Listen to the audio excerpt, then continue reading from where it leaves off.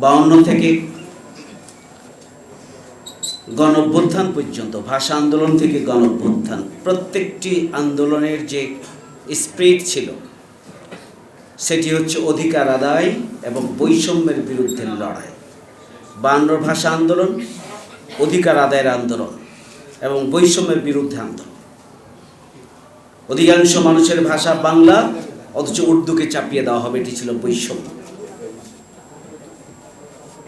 69-এর গণঅভ্যুত্থান, 71-এর স্বাধীনতা আন্দোলন। 71-এর স্বাধীনতা আন্দোলনের সূচনা হয়েছিল বৈষম্যের বিরুদ্ধে অধিকার প্রতিষ্ঠার আন্দোলনের ধারাবাহিকতায়। 71-এর স্বাধীনতা আন্দোলন 9 মাস দীর্ঘ লড়াই সংগ্রামের মধ্য দিয়ে আমরা নতুন বাংলাদেশ পেয়েছিলাম।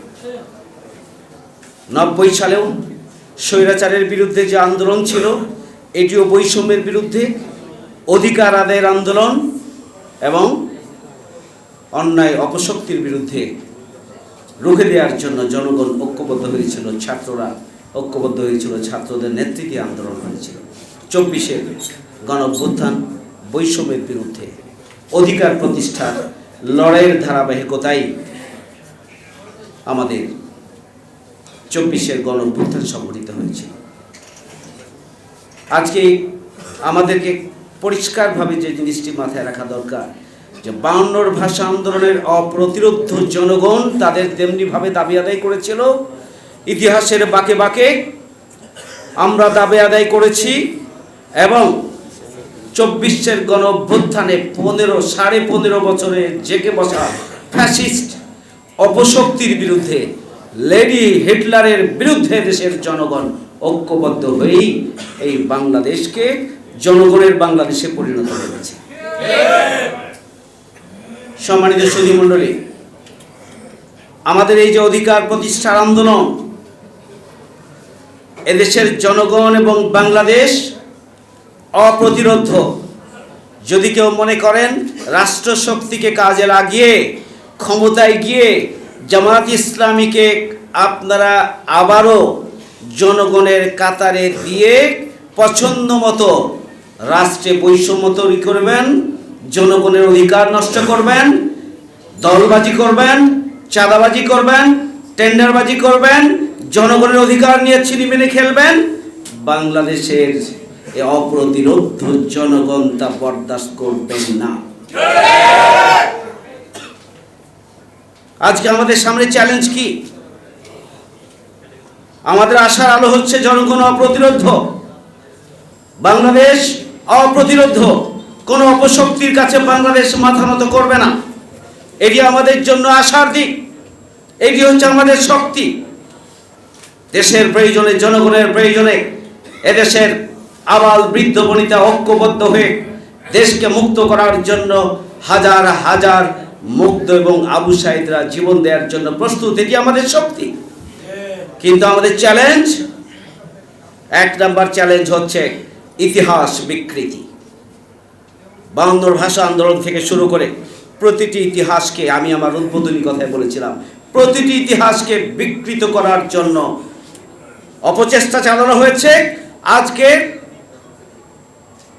24-এর গণঅভ্যুত্থানের ইতিহাসকেও বিকৃতি করার জন্য বহু ধরনের নোংরা রাজনীতি চলছে, খুবই দুঃখজনক। আমাদের সামনে চ্যালেঞ্জ হচ্ছে এই রাষ্ট্র 15.5 বছরে পৌঁছে গিয়েছে রাষ্ট্রের বিভিন্ন সেক্টর, বিভিন্ন স্তর, বিভিন্ন ডিপার্টমেন্ট এবং রাষ্ট্র পরিচালনার বিভিন্ন দিক এবং বিভাগ, গুরুত্বপূর্ণ সাংবিধানিক প্রতিষ্ঠান সহ সবগুলো আজকে বিধ্বস্ত, বিপর্যস্ত, ক্ষতিগ্রস্ত। তাদের নিজের পায়ে দাঁড়ানোর কোনো অবস্থা নেই। প্রতিটি সেক্টর আজকে বিধ্বস্ত এবং বিপর্যস্ত। এটা চ্যালেঞ্জ, এটিকে মাথায় রাখতে হবে। ফ্যাসিস্ট শেখ হাসিনা 41 সাল পর্যন্ত ক্ষমতায় থাকার স্বপ্ন বাস্তবায়নের জন্য তারা বাংলাদেশের বিচার ব্যবস্থাকে কলুষিত করেছে, বিচার ব্যবস্থাকে দলীয়করণ করেছে, আইন শৃঙ্খলা বাহিনীকে দলীয়করণ করেছে। তারা নির্বাচন ব্যবস্থাকে পকটস্থ করেছিল, তারা নির্বাচন ব্যবস্থাকে দলীয়করণ করেছে। এদেশের গণমাধ্যমকে নিয়ন্ত্রণ করে একদলীয় বাকশালের পক্ষে কথা বলার বাইরে মিডিয়াকে নিপীড়নের মাধ্যম হিসেবে ব্যবহার করা হয়েছে। আমাদের মানবাধিকার কমিশন ছিল সরকারের একটি, সেই কমিশন মানবাধিকার লুণ্ঠনের জন্য তারা ভূমিকা পালন করেছে। এদেশের প্রশাসন যন্ত্রে যারা রয়েছে, সিভিল প্রশাসন, এই সিভিল প্রশাসন শেখ হাসিনা আওয়ামী অপশক্তিকে 15.5 বছরে ক্ষমতায় থাকার জন্য সবচেয়ে কার্যকর শক্তি হিসাবে তারা ভূমিকা পালন করেছিল। সুতরাং এই যে বিপর্যস্ত বিধ্বস্ত বাংলাদেশ, এই বাংলাদেশের প্রত্যেকটি সেক্টরকে সংস্কার করা হচ্ছে এখন রাষ্ট্রের সবচেয়ে বড় কাজ। না হলে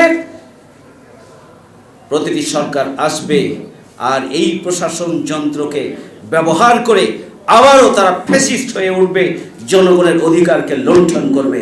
এই জন্য এখন চ্যালেঞ্জ হচ্ছে সংস্কার, শুধুমাত্র নির্বাচনী সংস্কার নয়, নির্বাচনী সংস্কারের পাশাপাশি অবশ্যই রাষ্ট্র মেরামতের জন্য সবার আগে এই অন্তর্বর্তীকালীন সরকারকে উদ্যোগ গ্রহণ করতে হবে। আমাদের সামনে চ্যালেঞ্জ 3 নম্বর হচ্ছে রাজনৈতিক দলগুলোর মধ্যে গণতান্ত্রিক চর্চা নেই। রাজনৈতিক দলগুলোর মধ্যে পরমত সহিষ্ণুতা নেই।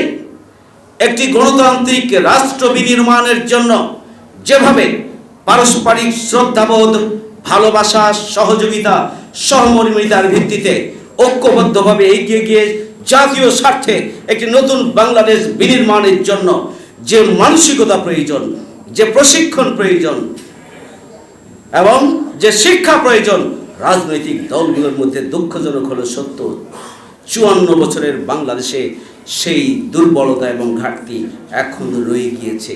আমরা ব্যক্তি স্বার্থ, দলীয় স্বার্থ, আমাদের নিজেদের স্বার্থের উপরে রাষ্ট্রের স্বার্থকে, রাষ্ট্রের সম্মান মর্যাদাকে, রাষ্ট্রের উন্নয়ন এবং অগ্রগতিকে, রাষ্ট্রের স্বাধীনতার সার্বভৌমত্বকে, রাষ্ট্রের জনগণের স্বার্থকে আমরা অগ্রাধিকার দিতে পারি না। এই ধরনের নেতিবাচক রাজনীতির চর্চা থেকে রাজনৈতিক দলগুলোকে বেরিয়ে আসতে হবে।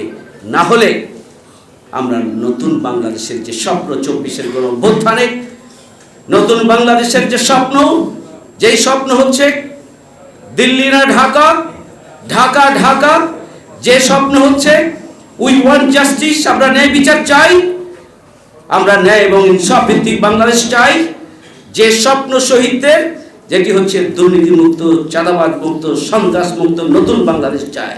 যদি আমরা এই সব বিষয়গুলোকে আমরা গুরুত্বের সাথে বিবেচনা করতে না পারি, এই চ্যালেঞ্জগুলোকে যদি আমরা ওভারকাম করতে না পারি, তাহলে নতুন বাংলাদেশের স্বপ্ন ব্যর্থতায় পর্যবসিত হবে। তখন আবারও এই অপ্রতিরোধ বাংলাদেশকে রাস্তায় নেমে এসে দাবি আদায়ের জন্য আবারও মাঠে নামতে হবে। সুতরাং আমি অনুরোধ করব যে আসুন নতুন বাংলাদেশ বিনির্মাণে প্রত্যেকটি রাজনৈতিক দল এবং জনগণ আমাদের চেতনাগত দিক থেকে আমরা নিজেদেরকে পরিবর্তন সাধন করি। নতুন বাংলাদেশের বিনির্মাণের জন্য আমরা ঐক্যবদ্ধভাবে আমরা ভূমিকা পালন করি। আর অপ্রতিরোধ বাংলাদেশ, অপ্রতিরোধ জনগণ আমরা সদা জাগ্রত থাকি, তাহলেই আজকের আয়োজন সার্থক হবে। সবাইকে ধন্যবাদ। আল্লাহ হাফেজ। আসসালামু আলাইকুম ওয়া রাহমাতুল্লাহি ওয়া বারাকাতুহু।